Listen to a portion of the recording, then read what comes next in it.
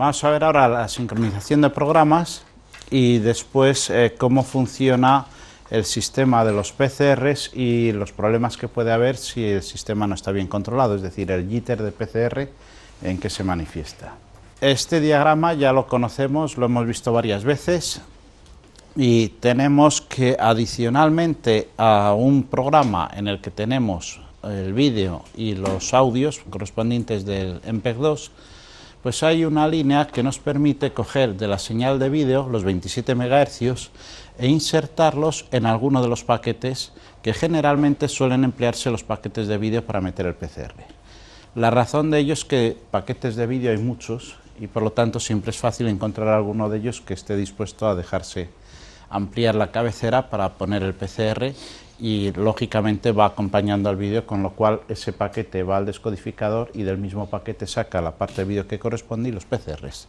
Una forma de verlo en diagrama de bloques es que partimos de la señal de vídeo, extraemos los 27 MHz y lo llevamos a un contador.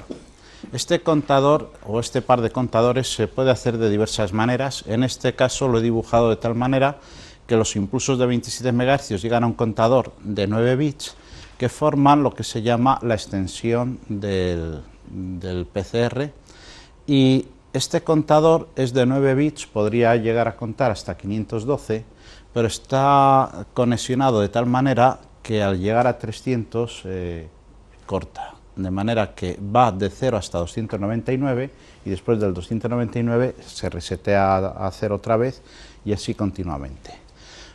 Podríamos pensar que estos son los decimales y estos son los números enteros, este se llama base y este se llama extensión. También podríamos pensar que este es el ajuste grueso y este es el ajuste fino, en fin, cada uno que se haga el esquema mental que mejor le parezca, pero cada vez que este se resetea y ha contado 300 pulsos de reloj, sale un pulso que va al siguiente contador y este va contando, por lo tanto, pulsos de 90 kHz, que es el resultado de dividir 27 MHz entre 300. Este tiene una longitud de 33 bits, el número que cabe aquí es enorme, son 8.000 y pico millones de números, y va contando, por lo tanto, pulsos de 90 kHz. Esos pulsos además se usan para generar las presentation timestamp de vídeo y de audio y también las de descodificación de vídeo, las marcas de tiempo de descodificación. De manera que son pulsos de 90 kHz los que se emplean para ese tipo de marcas. Estas marcas viajan con el propio flujo elemental en las cabeceras de los paquetes del flujo, tanto en las de audio como en las de vídeo, mientras que los valores de PCR van para ser insertados en la cabecera de los paquetes correspondientes.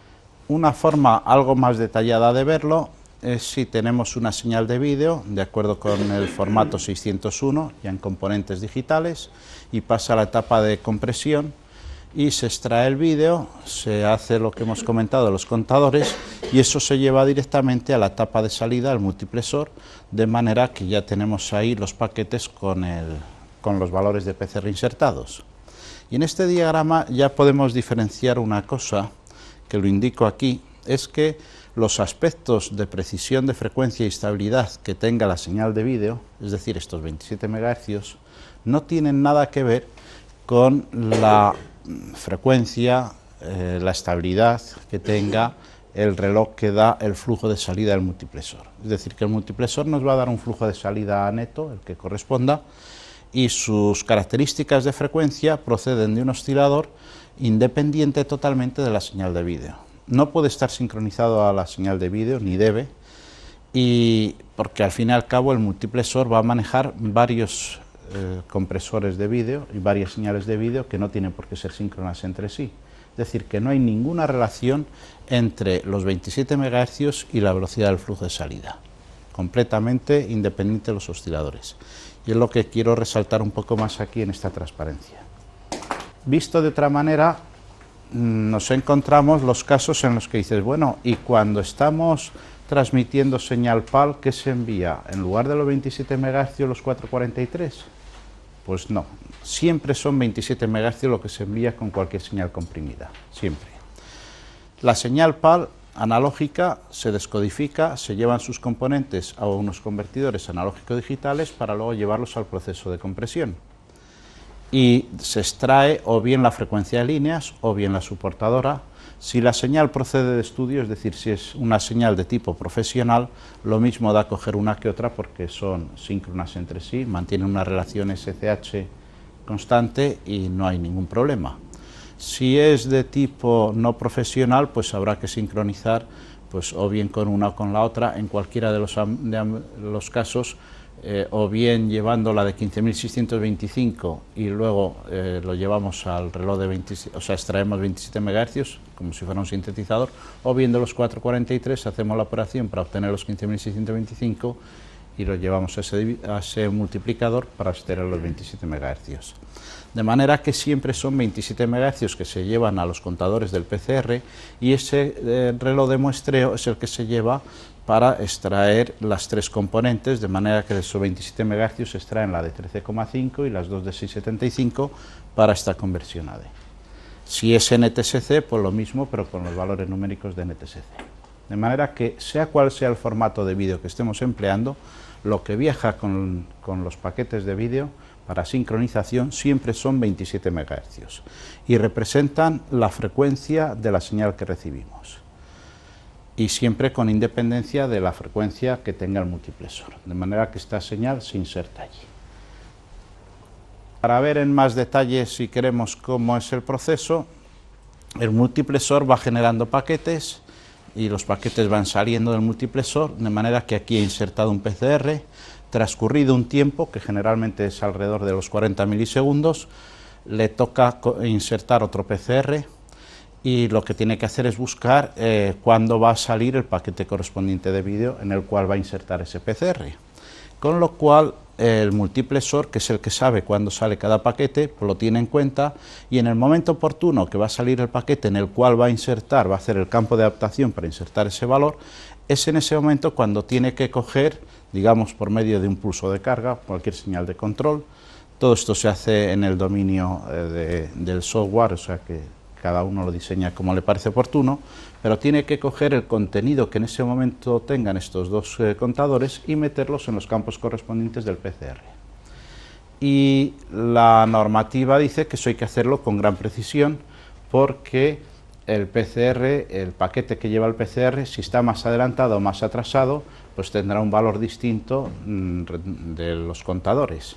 De manera que los contadores hay que leerlos justamente en el instante que corresponda a una posición determinada del paquete en cuestión. Y para ello se define un instante perfectamente determinado, que ahora lo comentaremos. Y esta es la estructura del paquete. Pensemos que este es un paquete completo y tenemos los 4 bytes de sincronismo. En este caso creemos un campo de adaptación y ese campo de adaptación primero tiene un byte con la longitud del campo de adaptación. Después tiene un byte en el cual está pues, el bit de discontinuidad.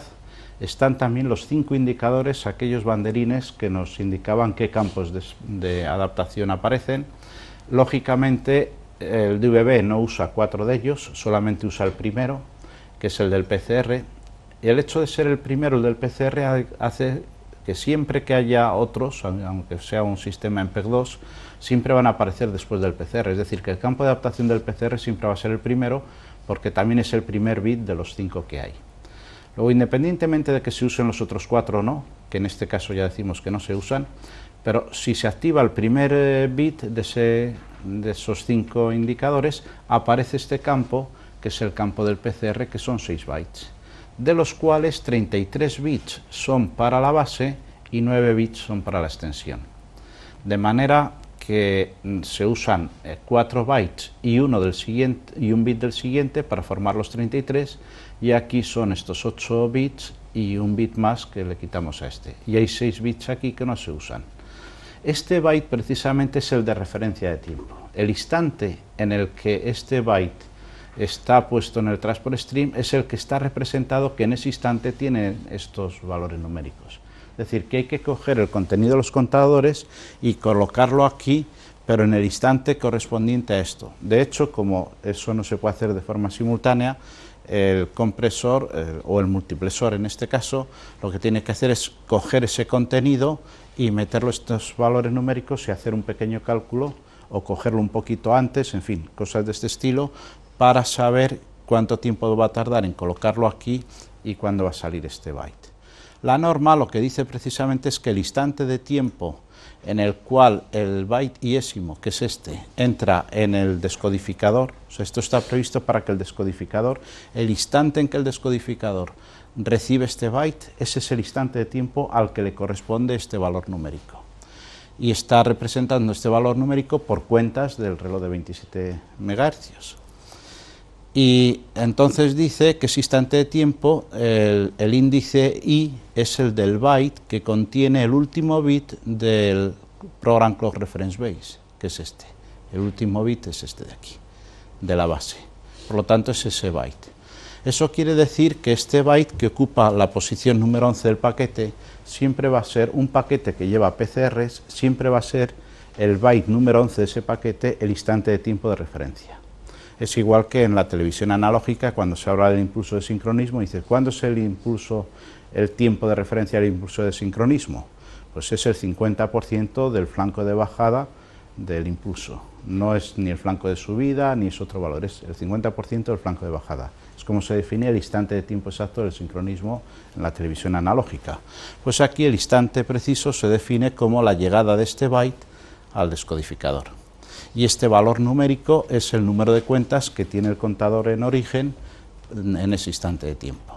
Vamos a echar unas cuentas para saber también un poco cómo va todo esto. Hemos dicho que el PCR de un instante determinado está compuesto de dos partes, la base y la extensión. La base hay que multiplicarla por 300 porque son pulsos de 90 kHz y al multiplicar por 300 pues ya sabemos cuántos pulsos de 27 MHz hay y después le añadimos la cuenta que lleve el de la extensión, que es hasta 9 bits. Es decir, podríamos decir de nuevo que esta es la parte gruesa y esta es la parte fina, o que esta es la parte entera y esta es la parte decimal, en fin. De manera que el valor en cuentas de 27 MHz se construye por multiplicar el contenido de la base por 300 y añadirle la extensión.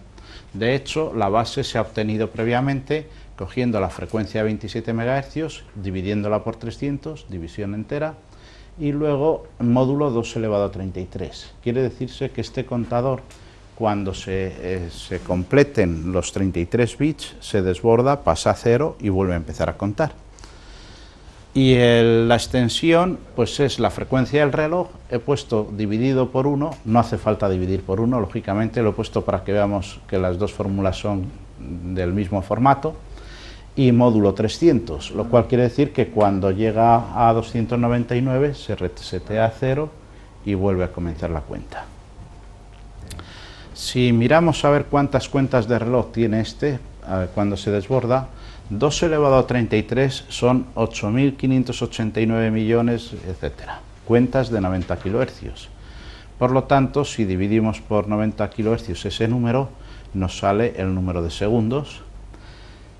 Esos segundos corresponden a 1.590 minutos, que son 26 horas y media, es decir, 26 horas 30 minutos 43 segundos. Eso quiere decir que cada 26 horas y media este contador de 2 elevado a 33 se va a resetear y se va a provocar una discontinuidad, porque los valores numéricos muy altos de pronto pasan a ser valores numéricos muy bajos.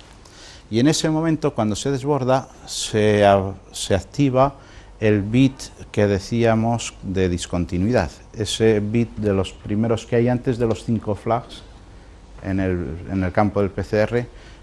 Había un bit que era el de discontinuidad y ese bit se activa en ese momento para que el receptor sepa que ha habido ese desbordamiento. La precisión con la que el multiplexor tiene que colocar el valor numérico de 27 MHz respecto a la posición que ocupa el byte, ese número 11, es una precisión que tiene una tolerancia de más o menos 500 nanosegundos. Y eso es lo que se llama PCR accuracy, es decir, la precisión del PCR. Este valor, luego cuando hagamos esta medida, lo que va a determinar esta medida nos va a decir cuán bien está haciendo el multiplexor su labor de colocar el valor exacto en el lugar exacto. Es decir, no tiene que cometer un error mayor de 500 nanosegundos. Si hay un error mayor de 500 nanosegundos, pues entonces ese multiplexor hay que arreglarlo porque no está funcionando bien.